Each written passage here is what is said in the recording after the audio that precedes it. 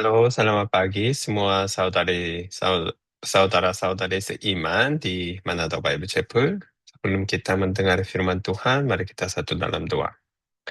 Bapa di surga, kami sangat bersyukur kepada Tuhan karena saudara-saudari seiman bisa berada di studio.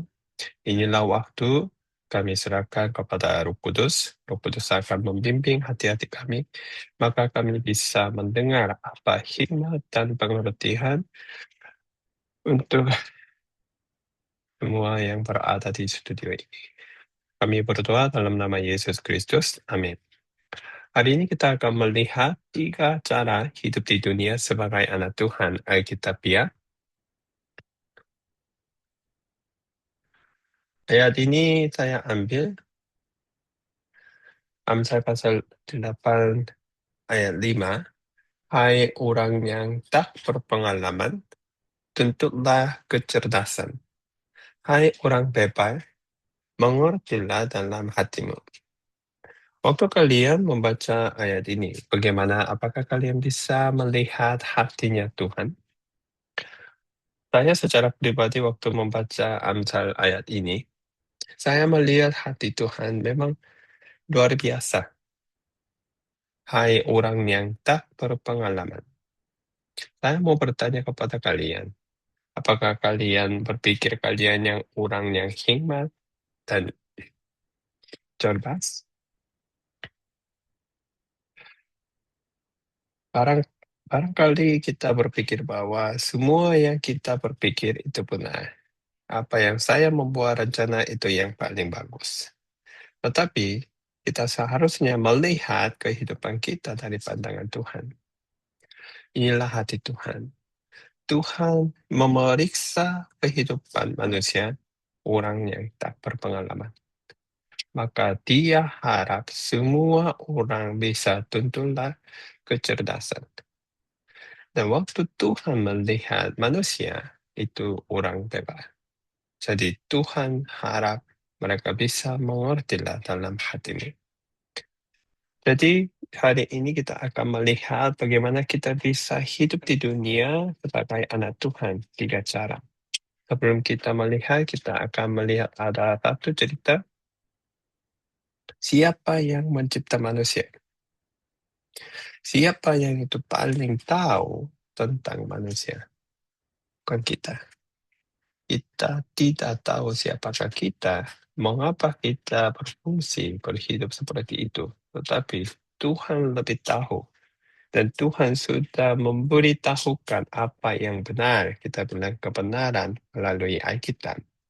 Jadi hari ini kita akan mendengar satu cerita. Ini mobilnya merek itu Ford.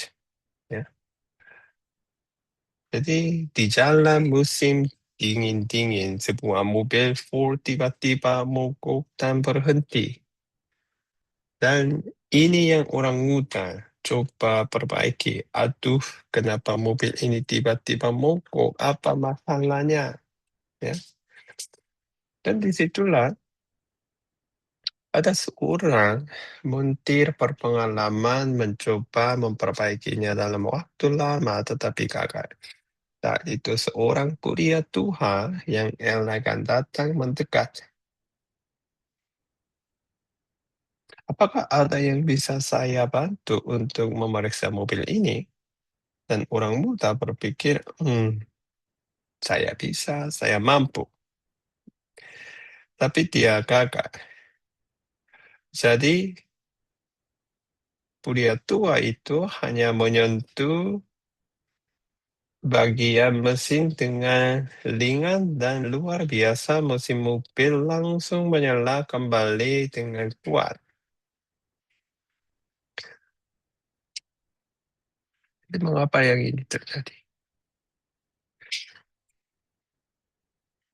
Karena dialah yang mencipta mobil ini. Namanya Henry Ford. Bagaimana orang tua bisa memperbaiki mobil begitu mudah? Karena dia mencipta. Jadi perhatikanlah firman Tuhan.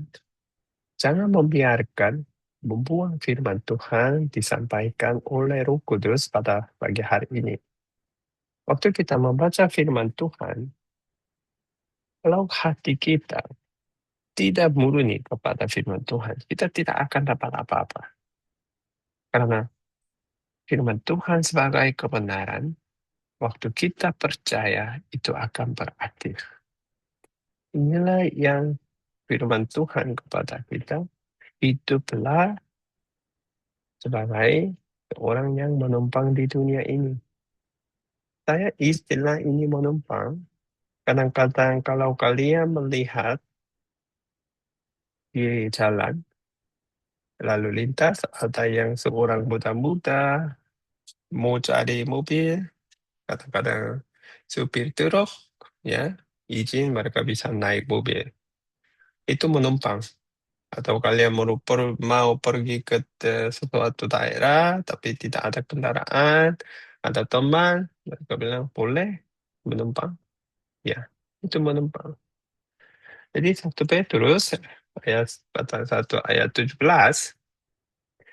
memberitahukan bagaimana kita bisa hidup di dunia, dan jika kamu menyebutnya Bapa, yaitu Dia yang tanpa memandang muka menghakimi semua orang menurut perbuatannya, maka hendaklah kamu hidup dalam ketakutan selama kamu menumpang di dunia ini.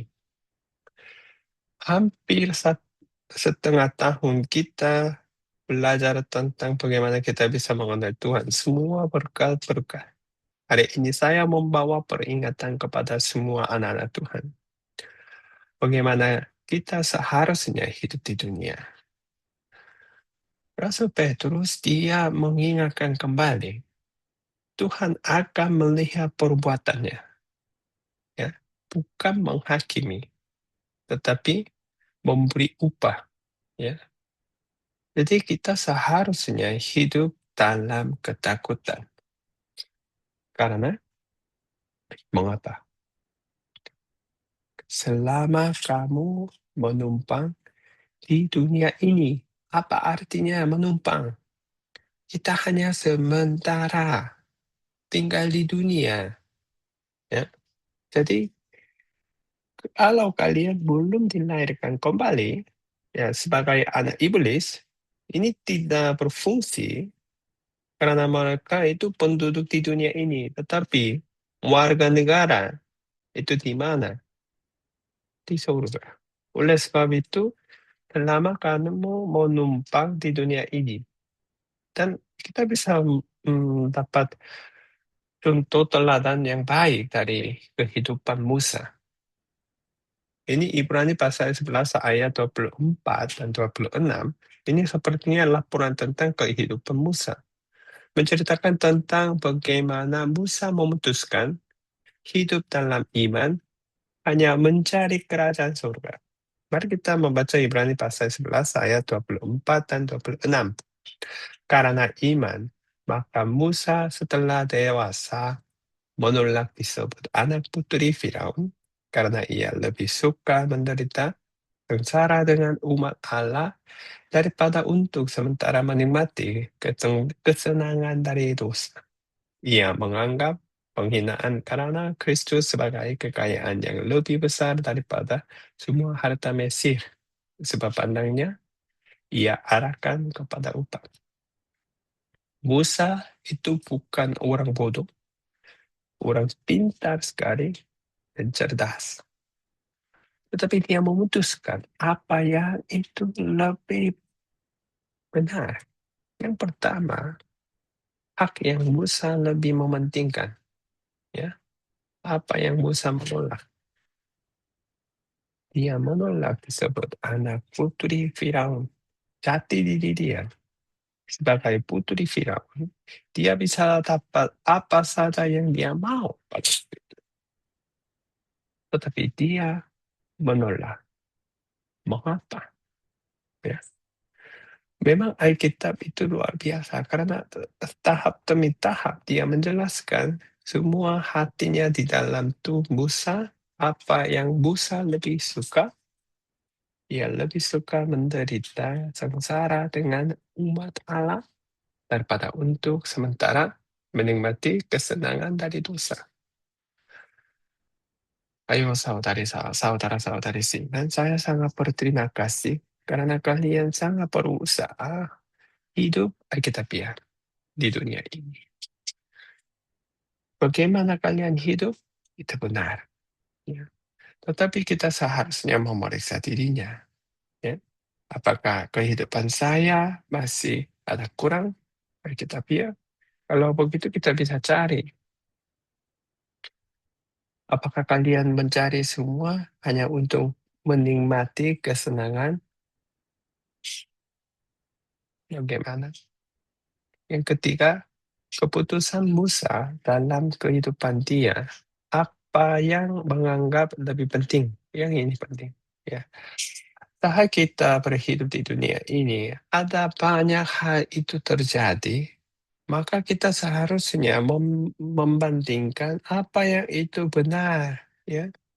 Dan sekarang kita bisa melihat Musa, apa yang dia menganggap lebih penting. Penghinaan karena Kristus sebagai kekayaan yang lebih besar daripada semua harta Mesir. Jadi saya mau bertanya kepada kalian, apakah Musa itu mencari harta di bumi atau harta yang di atas? Betul. Dia mencari harta yang di atas. Jadi firman Tuhan selalu mengingatkan kembali semua anak Tuhan, kalian hanya menumpang di dunia, dan sepertinya kita seharusnya arahkan kepada upah di atas. Ya. Percaya kepada Tuhan. Jadi hiduplah yang kedua kepada orang-orang pendatang. Ini istilah muncul di Petrus 1 ayat 1. Dari Petrus, Rasul Yesus Kristus kepada orang-orang pendatang yang tersebar di Pontus, Galatia, Kapadokia, Asia Kecil, dan Bitinia. Ini apa artinya? Sekarang Rasul Paulus menulis surat kepada orang-orang percaya di daerah Pontus, Galatia, Kapadokia, Asia Kecil, dan Bitinia, tetapi menggunakan istilah itu apa? Pendatang. Kita hanya sementara tinggal di dunia ini. Tetapi banyak orang Kristen hidup di dunia sebagai penduduk. Mereka hidup di dunia sepertinya mereka hidup selama-lamanya. Jadi mereka kumpul-kumpul semua. Ya. Tetapi apa yang Tuhan memberitahukan kepada kita? Tadi kita sudah melihat Amsal pasal 8 ayat 6. Ya. Hati Tuhan. Tuhan ingin kita menjadi lebih bijak, lebih pengalaman, maka bisa hidup di dunia kita diam sebagai anak Tuhan. Yang pertama kita lihat, kita hidup di dunia menumpang, dan kita hidup di dunia sebagai pendatang. Kalau kita melihat contoh Ibrani pasal 11 ayat 13 dan 14, berbunyi begini, dalam iman mereka semua ini telah mati. Bagaimana mereka hidup di dunia ini? Dalam iman. Ya. Dari awal sampai akhirnya mereka hidup dalam iman. Sebagai orang yang tidak memperoleh apa yang dijanjikan itu. Mereka apakah melihat semua janji, tetapi yang hanya dari jauh melihat dan melambai-melambai kepadanya, dan yang mengakui bahwa mereka adalah orang asing dan pendatang di bumi ini. Banyak orang-orang, mereka belum melihat pengorbanan Yesus Kristus nyata-nyata terjadi di dunia ini, tetapi mereka mengharap dan saat mereka mendengar ada Mesias akan datang, dan mereka percaya hidup dalam iman. Dan yang ketiga, apa yang mereka menyebut diri selama hidup di dunia ini. Mereka adalah orang asing dan pendatang di bumi ini. Tadi kita bisa melihat istilah yang pendatang di Petrus 1. Sekarang Ibrani. Mengapa Tuhan, rasul-rasul selalu mengingatkan kepada orang percaya jati diri sebagai anak Tuhan, pendatang dan orang asing? Kita seharusnya melihat bahwa hatinya Tuhan. Memang Tuhan melihat kehidupan anak-anak Dia, walaupun mereka jati dirinya sudah berubah. Tuhan sudah memberi semua hak istimewa melalui firman Tuhan ayat kita bisa tahu bagaimana kita bisa hidup sebagai anak Tuhan di dunia itu, tetapi mereka masih hidup sebagai anak iblis. Gaya hidupnya tidak berubah. Mengapa? Karena mengapa? Mereka belum belajar firman Tuhan. Mengapa? Mereka masih mengandaikan pikiran mereka atau pengalaman mereka. Kalau ada yang sesuatu muncul, mereka langsung marah. Ya. Mereka tidak mau memaafkan orang-orang yang lain. Pegang, membuat gosip. Mari kita membuang semua yang gaya hidup yang dulu. Dan yang ketiga, yang ketiga, carilah perkara yang di atas. Itu Kolose pasal 3 ayat 1. Dari karena itu, kalau kamu dibangkitkan bersama dengan Kristus, carilah perkara di atas, di mana Kristus ada, duduk di sebelah kanan Allah. Jadi kalian sekarang hiduplah menumpang di dunia. Hiduplah kepada orang-orang pendatang. Yang ketiga, karena kita hidup di dunia hanya sementara, jadi carilah perkara yang di atas. Dan ada yang Yesus Kristus menceritakan perumpamaan yang memang luar biasa. Di mana harta bendamu? Mungkin waktu kita semua membaca bagian ayat ini, kita bisa memeriksa hatinya kita. Apa yang itu yang penting? Mengapa saya stres setinggi? Ya. Apa yang saya tidak belum menyerahkan itu kepada Tuhan? Mari kita membaca Lukas pasal 12 ayat 13 dan 21. Saya minta di sana mungkin bisa atur satu demi satu bisa membaca. Oke, sudah selesai. Ini yang ringkasan. Ada orang kaya, betul?